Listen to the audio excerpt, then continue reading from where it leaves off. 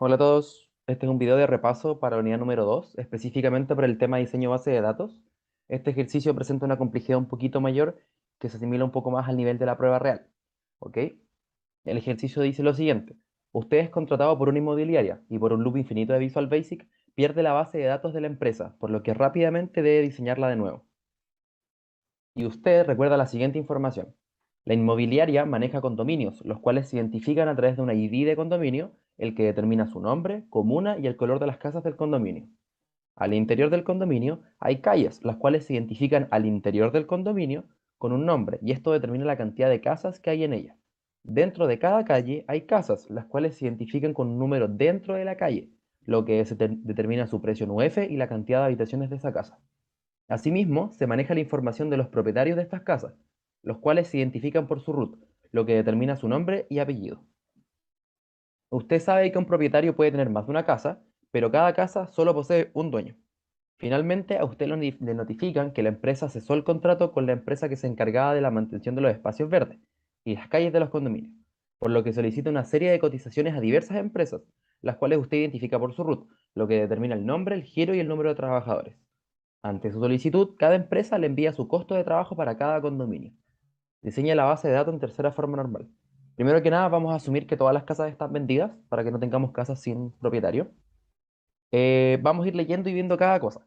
Primero nos dicen que la inmobiliaria maneja condominios y estos se identifican con cierto ID. Vamos a partir con eso. Lo primero es los condominios, ¿ok? Y los condominios nos dicen que se identifican a través de un ID. Por lo tanto, le vamos a poner ID condominio. Y sabemos que eso se identifica. Por lo tanto, ¿qué vamos a hacer? Vamos a subrayar el ID del condominio. ¿Por qué? Porque es la clave primaria. Luego nos dicen el que determina su nombre, su comuna y el color de las casas del condominio. Entonces, vamos con eso.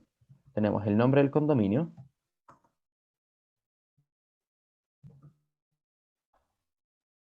Esto no tiene que ir subrayado. Ahí está. Nos determina el nombre del condominio y asimismo también nos determina la comuna y el color de las casas. Vamos a ponerle color. Eso sería lo primero. Entonces, avancemos. Luego nos dicen, al interior del condominio hay calles, las cuales se identifican al interior del condominio.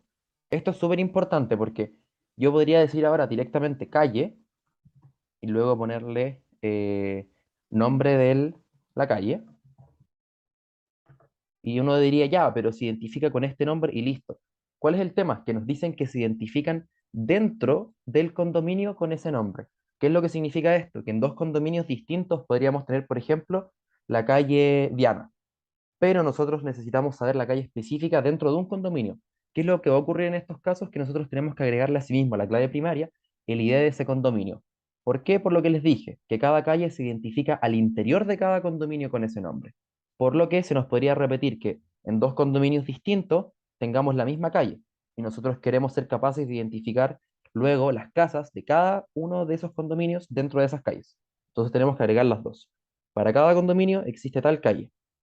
Y luego, ahora sí podemos seguir identificando la información que falta. ¿Y qué nos dice? Que esto determina el nombre de la calle, ya sabemos que esto se identifica, y determina la cantidad de casas. Entonces vamos a ponerle cantidad, casas. Y listo. Avancemos. ¿Qué nos dicen? Dentro de cada calle hay casas, las cuales se identifican con un número dentro de la calle. Acá pasa exactamente lo mismo. Podríamos tener en la calle Diana, por ejemplo, la casa 1, y también en la calle Álvarez, la casa 1. Entonces, estas casas van a ser identificadas dentro de las calles, pero asimismo nosotros sabemos que las calles se identifican tanto por su nombre como el condominio en el que están. Por lo que para cada casa, las casas, la vamos a poner casa o casas, vamos a identificarlo tanto como el condominio donde está, la calle donde está y el número de casa. ¿Qué significa esto? Que podríamos tener, por ejemplo, el condominio 1, la calle Diana, la casa 1. Y podríamos tener, por ejemplo, el condominio 2, la calle Diana y nuevamente la casa 1. Y serían cosas distintas. Pero si solamente hubiésemos puesto el número de casa, estaríamos diciendo que el número de casa es único. Y nosotros sabemos que en la realidad esto no pasa así. Podemos tener la casa 520, pero en distintos lugares. Por eso es importante que esas tres cosas van a formar la clave primaria. ¿Y qué nos dicen que esto determina? nos dicen que esto va a determinar su precio en UF, vamos a ponerle precio, y la cantidad de habitaciones.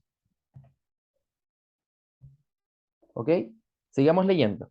Asimismo, se maneja la información de los propietarios de estas casas, los cuales se identifican por un RUT que determina su nombre y apellido. Entonces tenemos los propietarios, lo cual se identifica por su RUT y nos determina el nombre del propietario y el apellido del propietario. Y nos dicen que lo que los identifica es el RUT, por lo tanto lo vamos a dejar subrayado. Y ahí está. Vamos a ponerle calles. Y ¿qué ocurre ahora? Vamos a seguir leyendo porque esto nos va a generar un poquito de cambio ahora. Usted sabe que un propietario puede tener más de una casa, pero cada casa solo posee un dueño. Esta parte es súper importante porque nos va a generar un cambio. ¿Qué es lo que ocurre? ¿Qué pasa si yo quisiera poner las casas dentro del propietario? Por ejemplo, aquí, casas. O, por ejemplo, el número de la casa, el condominio, el número de la calle. ¿Qué es lo que ocurriría? Ahí estaríamos limitando de que para cada propietario hay solamente una casa. Y si yo quisiera poner acá, por ejemplo, en la casilla de casas, una serie de casas o varias, estaría rompiendo la tercera forma normal, porque sabemos que tenemos que tener un dato por cada casilla. Por lo tanto, como sabemos que un propietario puede tener muchas casas, eso automáticamente nos descarta la posibilidad de poner la casa dentro del propietario. Eso es lo primero. Pero lo que sí sabemos es que para cada casa hay solamente un dueño. Entonces, ¿qué es lo que nosotros decimos ahí? Como cada casa tiene solamente un dueño, podemos incluir esa información dentro de la casa. Porque cuando vayamos a un condominio, a una calle y encontremos una casa en específico, esa va a tener un propietario. Por lo tanto, podemos ponerlo como un atributo dentro de cada casa. Entonces, aquí, nosotros, ¿cómo identificamos un propietario? Por su root. Entonces, ponemos root. ¿Qué es lo que nos estaría diciendo esto? Que cuando nosotros lleguemos a un condominio, vayamos a una calle y luego a una casa, vamos a poder encontrar su propietario. Y a ese lo vamos a identificar con el root. Y ahí estaríamos haciendo esa relación entre el root y el propietario, o sea, entre la casa y el propietario, a través del root del propietario. Eso sería respecto al diseño del condominio. Luego nos agregan una información extra. Finalmente, a usted le notifican que la empresa cesó el contrato con la empresa que se encargaba de la mantención de los espacios verdes y que hay en los condominios, por lo que solicita una serie de cotizaciones a diversas empresas, las cuales usted las identifica por un RUT.